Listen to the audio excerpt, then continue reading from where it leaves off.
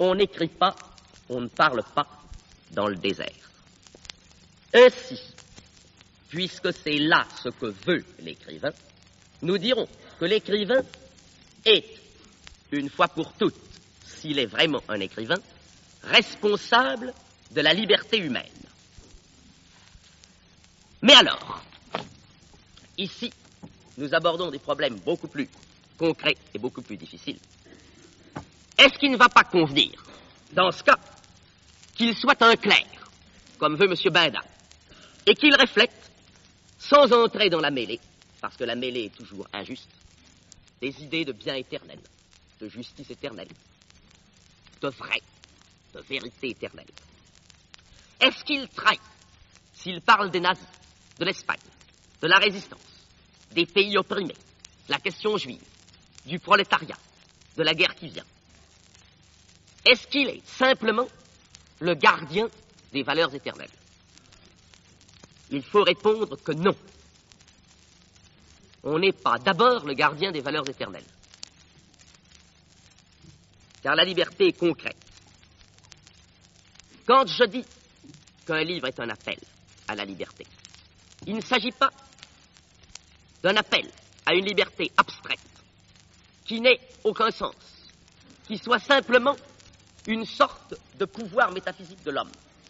Celle-là, nous ne la connaissons pas. Nous la trouvons dans des traités de philosophie.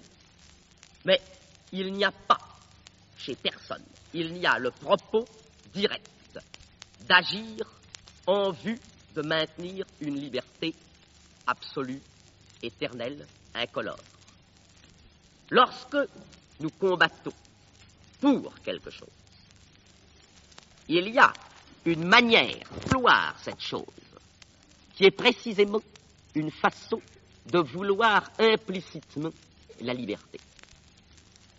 On peut lutter simplement pour élever le niveau intellectuel d'un groupe de gens, pour revendiquer, pour ces gens ou pour d'autres, des droits précis. Et en faisant cela, on perpétue, on affirme la liberté humaine. Par contre, si on se borne à écrire sur la liberté en général, on contribue tout simplement, comme je vous le montrerai un peu plus tard, à l'oppression. Car on peut opprimer totalement au nom de la liberté. La liberté se fait au jour le jour et concrètement, dans des actions concrètes où elle est impliquée. Et par conséquent, lorsque nous parlons d'un engagement de l'écrivain et d'une responsabilité de l'écrivain, il ne s'agit pas d'un engagement au nom d'une liberté abstraite. La liberté à laquelle il fait appel quand il écrit, c'est une liberté concrète qui se veut elle-même en voulant quelque chose de concret. C'est à une indignation à propos d'une chose concrète, c'est à une volonté de changer concrète qu'il fait appel. Et pour bien comprendre ce que je viens de vous dire, il faut entrer un peu dans des considérations historiques.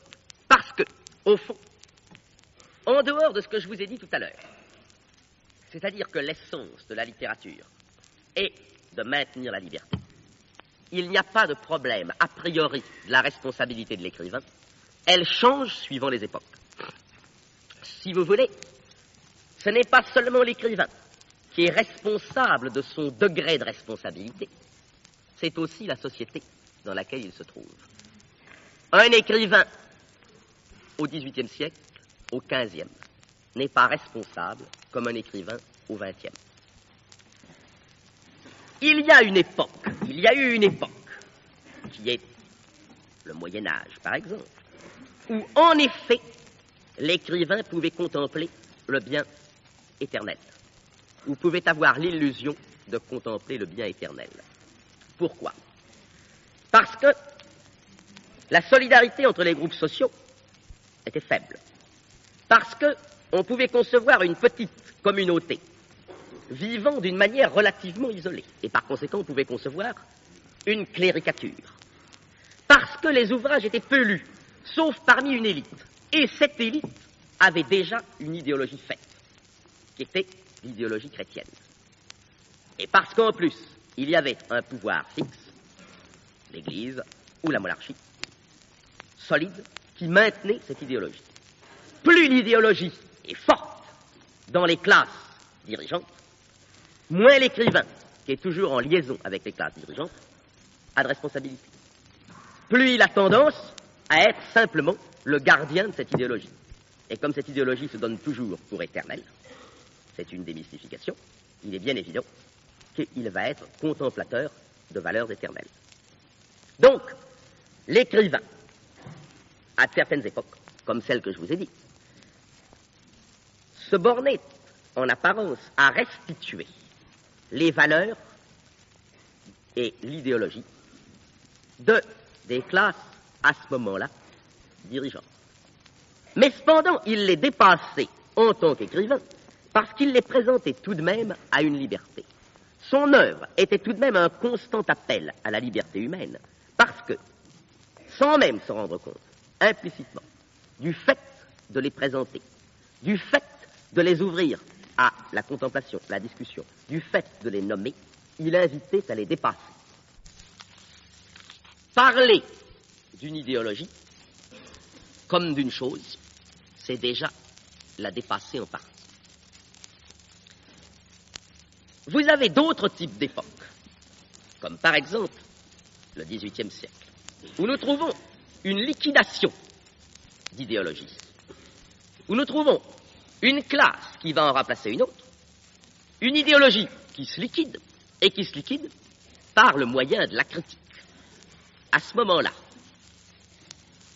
l'écrivain se trouve dans le sens de l'histoire. Son travail de présentation, de critique, de présentation à une liberté des idéologies, va avec le travail de critique qui se fait au sein de la société du fait qu'il y a un déplacement de classe. Et vous savez quelle responsabilité ont eu les écrivains du XVIIIe siècle, comme Rousseau, comme Voltaire. Seulement, c'est à une époque de liquidation. Le XIXe siècle, au contraire, a été la fin de l'apocalypse révolutionnaire, l'apparition d'une nouvelle idéologie, qui est l'idéologie libérale, l'organisation avec des idées, des valeurs que nous connaissons encore, les droits politiques à tous, l'existence d'une élite basée sur le travail et sur l'épargne, le progrès, l'utile. À ce moment, nous retrouvons des écrivains assez égarés, parce que, au lieu d'être en accord avec une classe dont l'idéologie est ferme et stable, comme au Moyen-Âge, au lieu d'être en accord avec une classe qui cherche à monter et à détruire, il est en désaccord avec la classe qu'il produit. Il est en opposition avec cette idéologie. Il est en même temps sans prise aucune sur le prolétariat, où il l'ignore, et ne pouvant donc pas fournir d'idées une classe qui est la sienne et qui a une idéologie stable et constituée, il est repoussé dans la contemplation des valeurs pures, c'est-à-dire précisément dans un appel stérile à la liberté. En appeler à la liberté, sans que ce soit pour changer, simplement pour qu'elle jouisse un moment d'elle-même, en présence d'une œuvre belle, ça s'appelle l'art pour l'art. L'art pour l'art, c'est simplement un appel stérile à la liberté. Et cette manière d'en appeler à la liberté créatrice contre l'utile, contre le progrès des machines, contre la classe, c'est une manière d'être à la fois contre la bourgeoisie et attaché matériellement à la bourgeoisie. C'est ce qu'on voit très bien dans la définition, par exemple, du bourgeois de Flaubert. J'appelle bourgeois tout ce qui pense bassement. Quel grand service il rendait à la bourgeoisie. Parce qu'alors, un paysan qui pense bassement est un bourgeois. et un homme pris pour un bourgeois, mais qui pense noblement, ce n'est plus un bourgeois. Dans ces conditions, nous avons supprimé toutes les définitions normales et nous nous bornons à parler d'une chose qui est sur un plan vague, sur le plan de la moralité pure et lâchée. À ce moment-là, Flaubert peut évidemment être anti-bourgeois, sans nuire le moins du monde à la bourgeoisie. La bourgeoisie est enchantée de payer un écrivain pour qu'on détourne la colère sur son philistinisme, sur son manque d'intelligence ou de goût, alors que la colère pourrait venir tout simplement de l'oppression, ce qui serait quelque chose de beaucoup plus gênant pour elle. De sorte que l'art pour l'art est à la fois la constatation désarmée que l'écrivain n'étant plus en accord avec sa classe, n'est pas non plus en accord avec aucune autre classe, ne peut pas aider les classes, et en même temps une manœuvre de certains groupements dirigeants pour permettre à certaines formules de perdre leur efficacité tout en demeurant. De là la théorie de l'irresponsabilité de l'écrivain, c'est-à-dire un être qui est libre uniquement pour créer et non pas pour changer, pour créer sur un plan d'innocence. Comme je vous l'ai dit, il n'y a pas de littérature innocente. De même que Saint-Just disait « on ne gouverne pas innocemment », il faut dire « on ne parle pas, on n'écrit pas innocemment ». Et il y a une responsabilité de l'écrivain dans le fait qu'il a maintenu trop longtemps, plus qu'il ne pouvait, la position de l'art pour l'art. Aujourd'hui, la situation est tout à fait différente. Parce que, d'abord, il y a écroulement de l'irresponsabilité et de l'art pour l'art. L'Occupation, par exemple, a montré à beaucoup de gens que, précisément, la littérature, aujourd'hui, est liée à la démocratie. Si vous ne pouvez pas écrire librement en vous adressant à des hommes libres, alors vous ne pouvez plus écrire. L'exemple de Drieux dont je vous parlais, comme aussi bien l'exemple des écrivains résistants, vous montre que la littérature est à ce point liée à la démocratie que non seulement il faut qu'elle la défende, mais que quand la démocratie est attaquée par les armes, on défend aussi par les armes la littérature. Donc, vous le voyez, l'attitude d'écrivain exige une certaine société humaine. Elle ne peut pas se faire dans toutes les sociétés. Dans une société d'oppression, il n'y a plus de littérature. Et ce n'est pas un hasard si la littérature allemande nazie ou la littérature italienne fasciste était si mauvaise. En second lieu, il y a un élargissement à l'infini du public, mais en surface, comme vous allez voir. Je vous disais tout à l'heure, un seul monde. Donc, aujourd'hui, on assiste à un phénomène curieux. C'est que des écrivains qui ne méritent pas encore, ou qui ne mériteront peut-être jamais, leur réputation, les écrivains dont je suis et dont sont beaucoup d'autres de ma génération, ont déjà un public plus grand que des écrivains du premier ordre n'ont jamais eu au XIXe siècle, par exemple. On rougit d'être traduit à l'étranger quand on pense au petit cercle qui connaissait Baudelaire de son vivant. Mais c'est un phénomène qui ne signifie rien d'autre que ceci. Il y a des journaux, il y a une radio, il y a du cinéma, mais qui en même temps, en élargissant le public, met l'écrivain dans un état de responsabilité beaucoup plus grand. En ce sens qu'il a à connaître de plus de choses et qu'il a à parler de plus de choses. Cependant, l'écrivain reste aujourd'hui issu de la classe bourgeoise, ou en tout cas lu par la classe bourgeoise. Si le mot de classe bourgeoise importune, parce qu'il a un accent politique, disons si vous voulez, par les couches sociales dirigeantes, par les hommes qui ont des professions libérales, par ce qu'on appelle élite éclairée. Il parle aux médecins, aux avocats, aux notaires, aux fonctionnaires, aux instituteurs. ces couches sociales assistent justement aujourd'hui à la liquidation de leur idéologie. Nous n'avons affaire ici, nous avons affaire à une situation paradoxale. Au XVIIIe siècle, l'écrivain parlait pour la classe qui montait, qui était elle-même critique des abus. Au XIXe, l'écrivain, toujours dans ses rapports avec la bourgeoisie, se trouvait exclu à la fois d'un prolétariat qui l'ignorait et d'une classe bourgeoise qui avait une idéologie très ferme et qui ne lui demandait rien, sinon de refléter ce principe ou alors de lui donner de la beauté. Aujourd'hui, ceux qui viennent à l'écrivain, ceux qui écrivent tous les jours à tous les écrivains du monde pour leur demander des conseils, des secours, une idéologie, ce sont encore des bourgeois de bonne volonté, des intellectuels, des gens des professions libérales, qui assistent à la liquidation de l'idéologie bourgeoise, qui savent que le libéralisme a fait son temps, qui voient la doctrine du laisser-faire remplacée partout par du planisme, qui voient l'individualisme remplacé par l'intervention de l'État, qui n'ont plus la même tranquillité en ce qui concerne leur propriété, qui d'ailleurs souvent ont aussi un appauvrissement net de leur propriété. Ces gens qui sont de bonne volonté viennent aux écrivains, mais ce sont encore des bourgeois. De sorte que nous avons une première chose, son public, le public de l'écrivain, mais, qu'il le veuille ou non, l'écrivain dans une première position, qui est celle-ci, refaire une idéologie.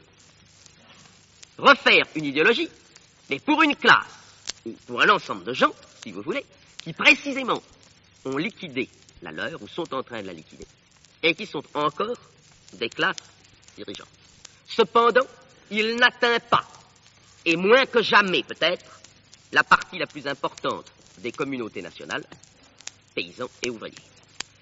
Il ne les atteint pas, d'abord, parce qu'il ne les a jamais atteints, mais ensuite, pour une raison curieuse qui est exactement celle pourquoi il ne mordait pas sur la bourgeoisie du XIXe siècle. Il ne les atteint pas, parce que les plus agissants, les plus éclairés d'entre eux, ont une idéologie constituée. La société ouvrière s'est organisée en société close, elle a une idéologie de combat, déterminisme, matérialisme. À l'intérieur de la société ouvrière, il y a des gens qui sont souvent des militants courageux et qui assument la fonction d'écrivains. Mais, comme précisément, ils servent une idéologie qui nie la liberté. Ce ne sont pas des écrivains, ce sont des propagandistes. L'écrivain, dans la mesure où il postule et exige la liberté, se trouve précisément exclu d'une partie de la société qui, comme idéologie de combat et de libération, a une doctrine qui nie la liberté. L'écrivain ne peut pas, en tant qu'il est écrivain et qu'il exige la liberté, ne peut pas fournir d'idéologie à la classe dirigeante ou à n'importe qui, si ce n'est pas une idéologie qui exige la libération des gens qui demeurent encore opprimés.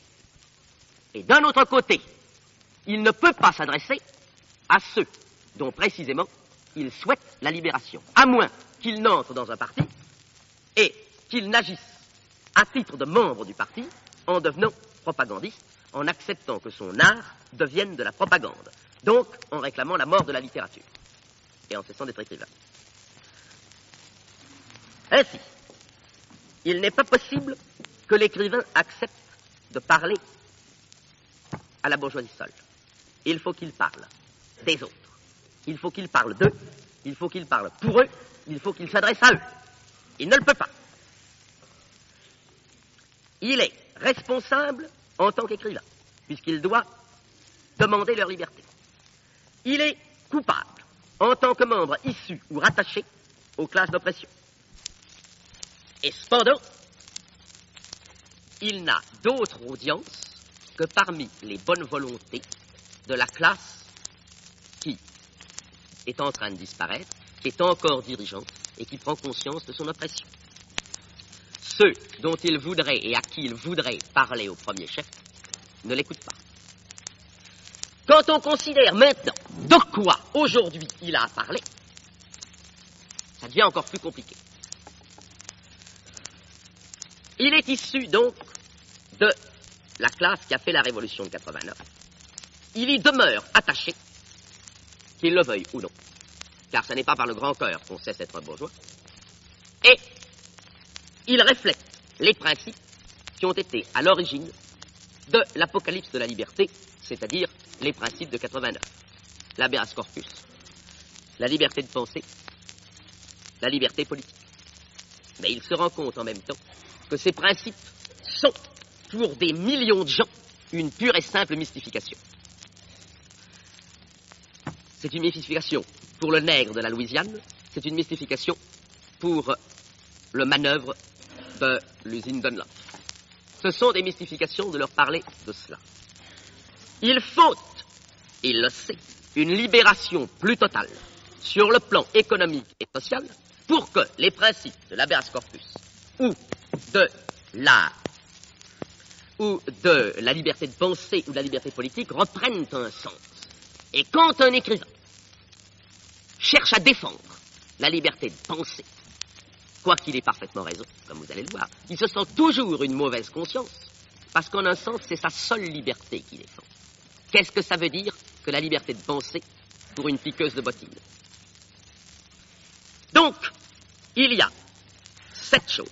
D'abord, c'est que il refuse, au nom de certains principes, qui sont les principes démocratiques, un certain type d'abus. Mais en même temps, il se rend compte qu'il faut une libération plus profonde. Or, ceux qui veulent cette libération plus profonde, je vous ai dit d'abord qu'ils n'avaient pas leur audience, à moins d'entrer dans le parti communiste, par exemple.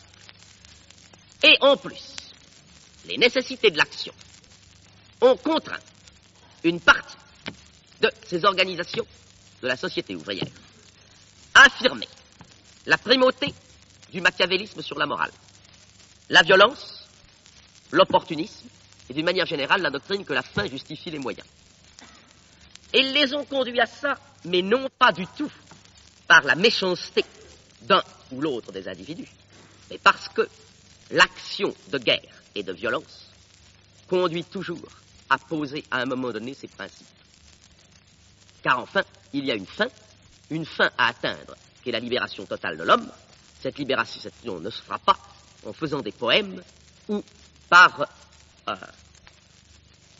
une embrassade générale des gens un beau jour. Donc, il y a là une lutte, une guerre, les nécessités de la guerre, et alors, nécessairement, la primauté du machiavélisme.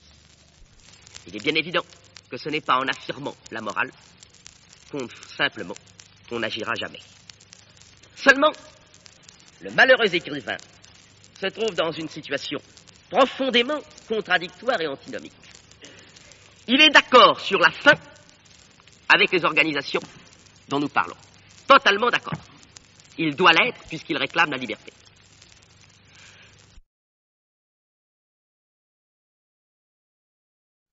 Mais il est d'accord avec la bourgeoisie qu'il a élevée, qui lui a enseigné ces principes, et qui sont d'ailleurs aussi des principes de liberté, pour condamner l'usage inconditionné des moyens. Il affirme, par le fait même qu'il écrit, la primauté de la morale, de l'éthique. Il déclare qu'il y a nécessairement une primauté des valeurs morales sur tout machiavélisme. Seulement, au nom des valeurs éthiques, il doit réclamer précisément et en premier lieu, sans quoi c'est un oppresseur et un mystificateur, la libération de tous les opprimés. Les prolétaires, les juifs, les nègres, les peuples colonisés, les pays indûment occupés, etc. Mais s'il les réclame, et s'il les réclame concrètement, si ce ne sont pas des mots, alors comment croit-il qu'on va libérer un pays occupé? Comment croit-il qu'on va libérer les nègres opprimés ou les peuples colonisés? Il faudra bien recourir à ce moment-là à l'action, et peut-être à la violence, et par conséquent, de nouveau, retomber dans le machiavélisme qui condamne. Et réciproquement, s'il se borne à condamner le machiavélisme, en affirmant qu'on doit libérer les opprimés sans rien de plus, alors, ou bien il parle en l'air, et c'est un pur et simple idéaliste attendrissant, ou c'est une manœuvre qui consiste à noyer le poisson. Il a tort des deux côtés. Il oscille perpétuellement. Voilà la situation actuelle de la plupart des écrivains. Tantôt, écœurés par le machiavélisme, ils le condamnent, où qu'il soit, en oubliant la fin, qui en un certain sens justifie le machiavélisme. N'est-ce pas? Alors il revient par insuffisance aux mystifications. Il revient à condamner un certain acte au nom de l'habeas corpus, sans se rendre compte que l'habeas corpus n'est absolument pas en question aujourd'hui, que le problème est beaucoup plus complexe et beaucoup plus profond. Ou bien alors, séduit par la faim, en se disant oui, eh bien, il faut, en effet, tout faire pour libérer les hommes. Alors, il prend du remords, des complexes d'infériorité, et il accepte les moyens sans pouvoir les juger. Alors, il contribue à liquider les valeurs morales. Alors, il va justifier plus profondément le machiavélisme. Alors, il cessera lui-même d'être écrivain. S'il est poète, il cessera d'être poète. Et il finira par faire de la publicité. Il a le choix entre les deux. La plupart du temps, il fait les deux. Nous avons tous contribué à liquider les valeurs morales. Nous avons tous contribué, nous tous écrivains, à déclarer que le machiavélisme était la primauté. Parce que nous avons un complexe d'infériorité à cause de la faim. Parce que nous hésitons entre une morale individualiste du XVIIIe siècle et une morale sociale, parce que nous sommes dans cette situation qu'il faut choisir entre moyens et fin. Ou bien alors, on se tait. Il y a aujourd'hui, dans beaucoup de pays, particulièrement en France, une conspiration du silence des écrivains. Il y a toujours chez les écrivains question moyen ou question fin qui fait compter quelque chose. Il y a des écrivains qui, par crainte de la Russie soviétique, c'est-à-dire la faim, ne condamneront pas certaines occupations indues ou certaines attitudes, comme par exemple l'attitude de l'Angleterre en Palestine ou en Grèce. Et réciproquement, il y a des écrivains qui, parce qu'ils sont contre le capitalisme, tairont un certain nombre de déportations que la Russie soviétique effectue ou une certaine manière dont elle traite les élections dans certains pays occupés. Donc, il y a du silence ici. Parce qu'on ne peut pas dénoncer tout à la fois, semble-t-il. Il y a du silence sur la guerre. Il y a des écrivains qui pensent que l'Amérique prépare la guerre. Et comme ils seraient très contents d'une guerre préventive au nom de l'habeas corpus, alors ils taisent cette préparation. Il y a des écrivains qui pensent que la Russie prépare la guerre. Mais comme après tout peut-être que la guerre prépare la révolution, ils taisent aussi. De sorte que ces deux pays, je ne sais s'ils la préparent ou non, mais ils peuvent la préparer très tranquillement. Personne ne lève aujourd'hui la voix pour déclarer qu'ils ne devraient pas le faire. Donc,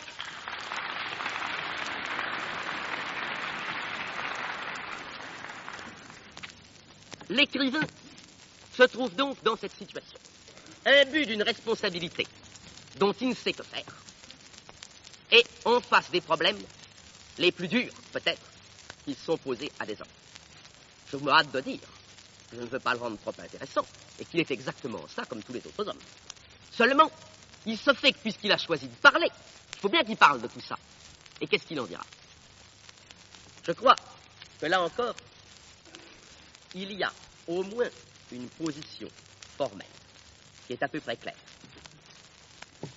Il est évident qu'au nom de la liberté, l'écrivain doit condamner l'injustice, c'est-à-dire le mal, d'où qu'il vienne. Il doit condamner la violence. Il doit condamner n'importe quelle violence, que ce soit une violence exercée par ses amis ou par ses ennemis. Que ce soit une violence au nom de la faim, ou que ce soit une violence pour conserver certaines démocraties avec des principes du XVIIIe siècle. Mais, s'il fait ça simplement, il en reviendra toujours à condamner davantage les violences de la classe ouvrière, les violences de la Russie soviétique, parce que justement il se sera mis dans une position où il oublie la faim et où il ne reste plus que sur le plan des moyens. Il faut savoir au nom de quoi on condamne la violence. Il faut d'abord savoir que nous vivons dans un univers de violence, que la violence n'est pas inventée par les gens qui s'en servent, que tout est violence. Et dans ces conditions, il faut d'abord que l'écrivain essaye de se faire pour lui-même une théorie de la violence, qu'il comprenne qu'il y a plusieurs espèces de violence, qu'il y a de la violence contre la violence. Il est possible qu'il y ait 1 million de déportés dans certains pays occupés par les Russes. Bien. On me dit, ceci, il faut protester profondément contre cela. Par contre, me dit-on, il est très pénible qu'un nègre ait été lynché dans l'Alabama, par exemple. Mais c'est un nègre. Nous avons ici 1 et là 1 million. Je dirais d'abord que si nous prenons une position strictement éthique, il n'y a absolument pas lieu de distinguer entre 1 et 1 million. Mais je pense qu'elle est un peu formelle. Mais prenons autre chose. Il y a 2 choses. Dans un des cas, si cette déportation a lieu, elle est profondément blâmable, mais elle est un moyen d'arriver à une fin. Je ne dis pas que ça l'excuse, il faut la considérer dans ce jour. Au contraire, le lynchage du nègre est un effet d'une situation qui se prolonge par elle-même, qui n'est aucunement un moyen, qui est une violence pure, et il n'est que l'expression d'une certaine situation, qui est celle de 10 millions de nègres, qui était celle de 10 millions de nègres avant cela, et qui sera celle peut-être de 10 millions de nègres après. Autrement dit, nous nous trouvons à ce moment-là dans un monde d'oppression. Dans les 2 cas, oppression, elle n'a pas toujours le même sens. Je ne veux pas ici défendre un point de vue contre l'autre. Je veux dire seulement ceci. C'est qu'un écrivain ne doit pas condamner la violence a priori, il doit la condamner dans son cadre, en la regardant comme moyen, et surtout, il faut qu'il comprenne qu'il y a un effort à faire, non pas pour condamner en général et abstraitement la violence, mais pour essayer d'établir en chaque cas le minimum de violence nécessaire. Car on ne peut rien faire aujourd'hui sans violence, parce que tout est violence. La question n'est donc pas de condamner toute la violence, mais seulement de condamner la violence inutile. Autrement dit, ici, le problème que l'écrivain a à résoudre pour lui et à essayer de faire comprendre aux gens, c'est le problème du rapport des fins et des moyens. C'est un des problèmes essentiels et notre responsabilité d'écrivain est d'essayer de le débrouiller. Mais alors, ça entraîne évidemment, si vous vous dites, mais je ne condamne pas la violence inconditionnellement, je condamne la violence quand elle n'est pas pour une certaine fin et quand elle n'est pas le minimum nécessaire pour arriver à cette fin. Ça vous entraîne nécessairement, vous écrivains, à poser le problème de la fin. Il n'est pas question qu'un écrivain condamne purement négativement une théorie, une action, une pratique. Il faut nécessairement que ce soit au nom de quelque chose. Par conséquent, il faut repenser aujourd'hui le problème de la libération et de la liberté. Il faut que nous nous rendions compte que si l'habeas corpus est une mystification aujourd'hui, c'est au nom d'une liberté plus profonde. C'est celle-là qu'il faut que nous essayions de comprendre et d'atteindre et de réaliser. Il y a à réaliser une liberté nouvelle.